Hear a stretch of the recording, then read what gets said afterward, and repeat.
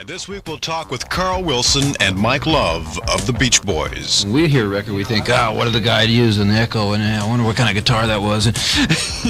And we might start breaking it down, like too intellectually. Like the Beatles, the Beach Boys have endeared themselves to us because no one sounded quite like them. And here they are, from Hawthorne, California. Loving it more than I have ever. It doesn't really take discipline to get me to sing or to, go to the sessions and do the shows. I just really love doing it.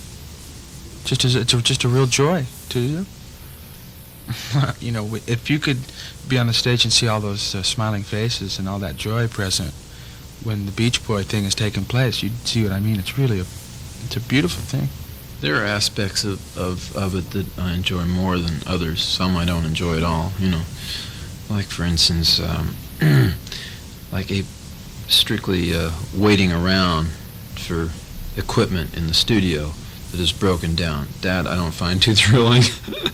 And that happens, things like that. They're nuts and bolts, mundane realities of it that you find not enjoying so darn much, but the end results are really neat, having a song that you compose come out in a really nice way and performing it and getting those accolades and that reception. And also, we've been able to tour a lot of places and get exposed to a lot of good things. We've had our intramural rivalries, I guess, spats like any family or any organization. But by and large, we've lasted, and not only lasted, but I think done a pretty good job at what we'd done, and we're continuing to refine it. Like this album is better than the last several albums, and we're looking forward to making the next album even better. I just feel really good that we've endured.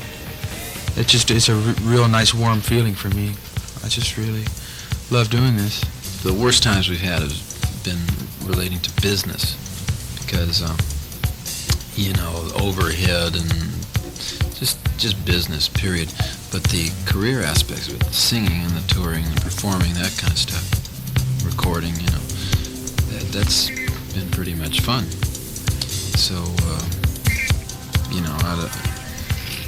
there have been draggy things, but mainly they had nothing to do with really performing your music.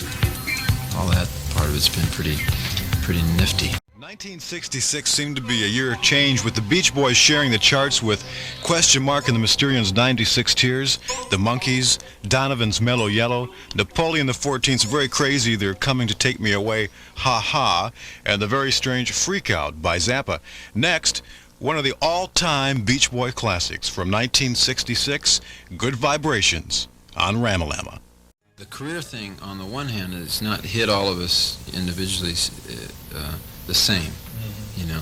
Some people can take the recognition better than others.